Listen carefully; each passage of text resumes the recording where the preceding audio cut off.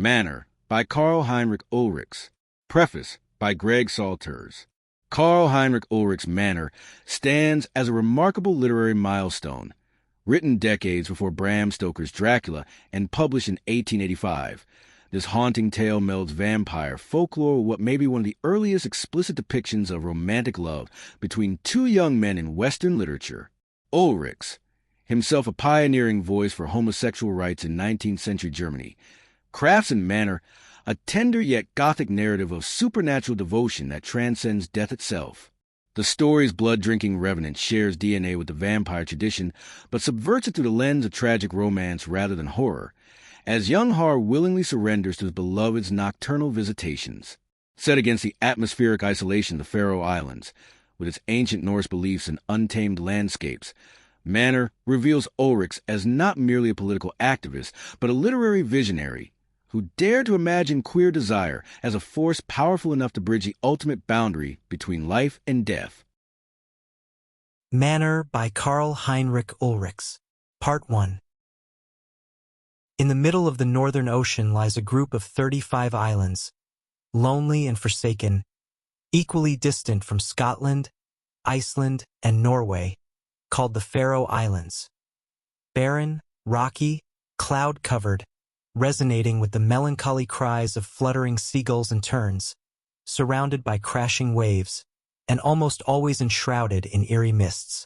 During summer, mountain crags rise 1,800 to 2,000 feet above sea level, with cliffs, ravines, pine forests, and numerous springs that descend from great heights, moving from block to block.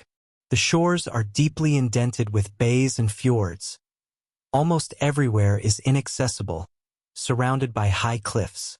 The sea is full of reefs all around, here and there completely barricaded, disturbed by whirlpools and eddies and swept by wild currents. Only 17 of the islands are inhabited.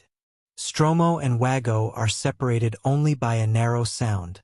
Although swimmable, it would take a daring swimmer. Many place names on Stromo, such as the villages of Thorshavn and Stromo, recall the time when there were no churches yet on the Faroe Islands and the Old Norse faith had not yet been driven out. One day during that time, a fisherman from Stromo rowed out into the open sea with his 15-year-old son. A storm arose. The skiff capsized. The son was thrown onto the cliffs of Wago. A young sailor on Wago saw this. He jumped into the waves, swam between the cliffs, seized the drifting body, pulled it ashore. He sat down with him on a rock and cradled the half-frozen boy in his arms on his knees until the boy opened his eyes. The sailor asked, "What's your name?" "Har. I am from Stromo," the boy replied. He rowed him back across the sound to Stromo and brought him to his mother, Lara. Gratefully, the boy embraced his rescuer's neck when they parted. The father was washed ashore as a corpse by the waves. The sailor was named Manor. He was parentless and 4 years older than Har. He had grown fond of him, longed to see him again. Now he sometimes rowed over to Stromo, or swam through the lukewarm waves as summer came, in the evening when the day's work was done. Har would go to the shore, climb a cliff, wave his cloth when he saw Manor's boat coming from afar. They would then stay together for an hour or two. They rowed out on calm seas and sang sailors' songs. Or they undressed, plunged into the waves, swam to the nearby sandbank opposite where the seals that were sunning themselves on the sand fled. Or they went into the dark green forest of tall pines, whose rustling treetops proclaimed the language of Thor. Or they sat under the branches of an old beech tree on a stone. They chatted, made plans. If a ship ever came that was sailing on a whaling expedition, they both wanted to go along. And when they sat on the stone, Manor would put his arm around Har's shoulders and call him Min Yong, and the boy never felt better than when Manor held him in such an embrace. If it was already late when he came, he would walk quietly up to the lilac bush that shaded Har's window and knock on the panes. Har would wake up and steal out to him. He felt so happy when he could be with Manor. Part 2. Then a Danish three-master came, anchored in Wago's safe bay, looking for sailors for a 2-month whaling voyage. Manor went on board. The captain immediately took on the slender, youthfully fresh lad. Har wanted to go along as a ship's boy, but Lara said, lamenting, "You are my only child. The sea swallowed your father. You want to leave me?" Har stayed. Manor went. The ship weighed anchor. 2 months had passed. It was already becoming wintry again. One morning, Har climbed the cliff, looked off into the distance and saw the ship coming. Joyfully he waved his cloth. But it was stormy, and the surf was too high. So it steered toward the Bay of Wago, but could not reach Wago, and so was driven into the dangerous reefs of Stromo, where it ran aground and was torn apart right before Har's very eyes. He saw how the shipwrecked sailors struggled with the waves. Among them he spotted one who seized a plank with powerful arms but was swallowed up along with the plank into the gaping whirlpool, and in the next moment he was gone. He knew him. It was Manor. Many corpses were washed ashore by the tide. Straw was spread on the beach, and the bodies were laid upon it, corpse by corpse. Har helped, inspected those laid down. Then Manor's body was brought and laid on the straw. He now lay before Har with wet hair, from which seawater dripped, with closed eyes, cold, with pallid lips and pale cheeks from which the blood had fled, slender in stature, still beautiful to behold in death. "So this is how I must see you again, Manor," he cried out, throwing himself sobbing over the beloved body and savoring for a moment the bliss of the embrace. The bodies were brought across the sound, buried that same day in the sand dunes of Wago. Part 3. In the evening, Har sat in the hut, gloomy and silent. Lara wanted to comfort him, but he would accept no comfort. He cursed the gods and went to bed. Sleep would not come. Only toward midnight did he drift into a restless half-slumber. Then, suddenly, a noise startled him awake. He looked up. Something moved outside the window. The branches of the lilac bush bent and rustled in the wind. The window opened and a figure climbed in. He recognized it immediately, even in the darkness. With slow, deliberate steps, it came closer and lay down beside him in bed. He trembled but did not resist. Caressed his cheeks with a cold hand. Oh, so cold, so cold. Feverish chills coursed through him. It kissed his warm, trembling lips with icy ones. He could feel the figure's wet garments and damp hair clinging to his skin. A wave of horror swept over him, but it was laced with a strange, aching bliss.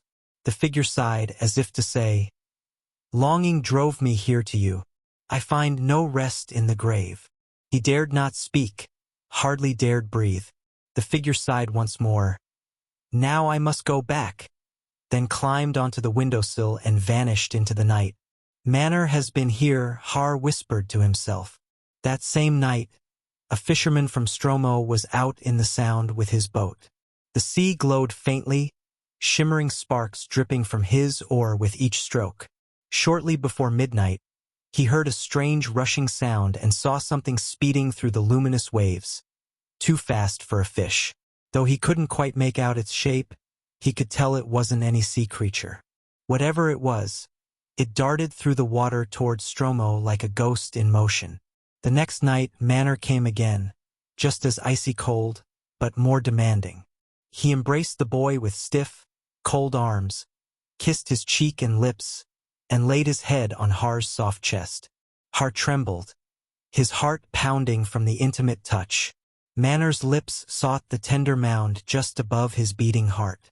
There he began to suck, yearning, thirsting, like an infant at its mother's breast. But after only a few moments, he ceased, rose, and departed. Har felt as if some strange creature had drained him. That night, too, the fisherman was on the water. At the same hour, the rushing returned. This time, it passed closer. In the pale moonlight, he saw it clearly. A human figure swimming, clothed in a shroud. It swam on its right side, like sailors sometimes do. Its face was turned toward him, yet the eyes remained shut. The swimmer made no sign of noticing him at all. Alarmed by the eerie sight, the fisherman drew in his nets and rowed away. In the nights that followed, Manor returned again and again. Sometimes Har lay awake until he felt Manor slip into bed and take him in his arms. Other times he awoke already embraced. Always, the cold lips sought that same place above his heart. And in the morning, Har sometimes found a single droplet of blood purling from his left nipple. He wiped it away with his shirt. At times, the droplet had already soaked into the fabric on its own. Manor came every night except on the night of the full moon. In these northern lands, an ancient belief persists that Urda, goddess of fate, grants to certain spirits a half-life at the midnight hour. These revenants, souls caught between worlds, return with strange powers from beyond the veil of death. This blessing or curse falls most often upon the young, those whom death has cruelly claimed before their time. Torn from life too soon, they cannot rest. They return to the places and people they loved, driven by twin hungers, for warmth and for blood. Like desperate lovers, they seek out the living. Their embrace brings a dual gift, the ecstasy of reunion and the torment of something unnatural. Their cold touch drains the living even as it fulfills their own needs. So it was with Har. All day he mourned and brooded. Yet when night came, he awaited it with growing impatience, yearning for the blissful shudder of Manor's midnight embrace. Part 4. About a dozen days may have passed. You're so pale and wan. What's wrong with you, Har? Lara asked, studying her son's face. Nothing, mother, Har answered softly. You're so quiet. Har just sighed. In the last little house of the village lived a wise woman, a seer who knew all sorts of secrets. The worried mother went to her to ask for her help. The wise woman cast rune sticks. The dead visit him, the wise woman declared, her voice hollow with certainty. The dead, Lara echoed, her eyes widening. Yes, at night. And someone will die because of this if the visits are not stopped in time, before it's too late. Dismayed, Lara returned home. Is it true, Har? Do you receive visits from the dead? She asked her son, her voice trembling. Har looked at the ground. Manor has been here, he murmured softly and sank weeping on her breast. May the gods be merciful to you, Lara whispered. The gods? Bah! What do the gods matter to me now? Har cried. When he clung to the plank, woe! Oh woe! That was the time to be merciful to me, if they wanted to, but mercilessly they let him sink. How I have loved him so! Now she also noticed the blood traces in his shirt. So she went to the village elders. They rode across to Wago with mother and son, and they also took the wise woman with them. To the people of Wago they said, Your graves do not stay closed. One leaves his grave every night, comes over to us, gorges himself on the blood of this boy. The elders of Wago, then we will secure him. They seized a pine stake, as long as a man and thicker than an arm, which they hewed square with an axe, the bottom sharpened to a foot's length. They went to the dunes. One carried the stake, another a heavy axe. They opened Manor's grave. There he lay calmly and quietly before them in his shroud. Look! He still lies just as we laid him, observed the first Wago man. That's because he always returns to his original position, the wise woman explained. His face looks almost fresher than before, observed the second Wago man. No wonder. That's why Har's face is now all the paler, replied the wise woman. Har climbed down and threw himself once more over the beloved corpse. Manor! Manor! He called with an anguished voice. They want to run a stake into you. Manor, wake up. Open your eyes. Your Har is calling you. But he did not open his eyes. Motionless he lay under Har's embrace, as he had 12 days ago on the straw on the beach. Har would not let go of him. They tore him away. They placed the point of the stake on Manor's chest. Groaning, Har turned away. He fell around his mother's neck. On her shoulder he buried his face. "Mother!" he cried out. "Why have you done this to me?" Har heard the dull thud of the axe against the stake and the stake groaning. A heavy blow, another blow, and yet half a dozen blows. "Now he is secured," declared the first Wagoman, satisfaction evident in his voice. "He should now be restrained from coming back," added the second, nodding grimly. They carried Har, half unconscious, away. "Now he will leave you in peace, my dear child," said Lara when they were back in their hut. In sadness he went to bed. "Now he won't come any more," he imparted sorrowfully to himself. He was tired and weary, but restless and peaceless he tossed on his bed. Slowly the minutes crept by. Lazily the hours crawled along. Midnight came and still no sleep had settled over his eyelids. Listen, what is that? In the lilac tree. But no, that was impossible. And yet, again, as before, it rustled in the branches of the tree. The window opened. Manor was back and Har sighed deeply. He had a large wound in his chest, which was square and went through to his back. Manor lay down again with Har as he had done each night before. Har embraced him and sucked more demandingly than before and more thirstily. But next door, Lara kept watch this night, listened and trembled.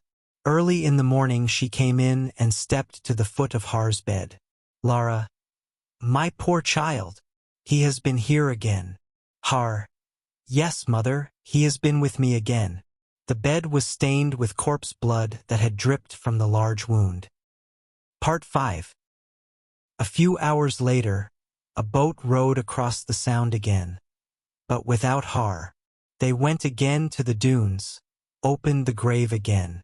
The square stake was still in the grave, but no longer in Manor's chest. Instead he lay curved beside the stake. The stake prevented him from lying stretched out. He was able to free himself. The stake is indeed the same thickness at the bottom and top, the wise woman explained, examining the empty grave. He worked himself up from bottom to top along the stake to free himself, revealed the first Wagoman, demonstrating the motion with his hands. "It must have needed an inhuman effort," added the second, his voice tinged with both fear and reluctant admiration. On the advice of the seer, they hewed a stronger stake, which they left twice as thick at the top as at the bottom, so that it looked like a nail with a head. They pulled out the old stake and staked him with the new one. "There! Now he is nailed down," exclaimed the axeman when he had given the stake the last blow on the head. "Let him writhe and bend. He won't free himself from that one," the second Wagoman declared with grim satisfaction. Lara returned to Har, told him what had happened. "Now it's over," he uttered to himself as he went to bed. Sleepless again he lay there. Midnight came, but all remained quiet. Nothing rustled outside at the window in the branches of the lilac bush. No swimmer frightened the fisherman anymore, who at night now cut through the waves of the sound with closed eyes. Now you have peace from him. He tormented you so, Lara offered, attempting to comfort her son. "Oh, mother, mother, he did not torment me," Har cried out. He wasted away in vain longing.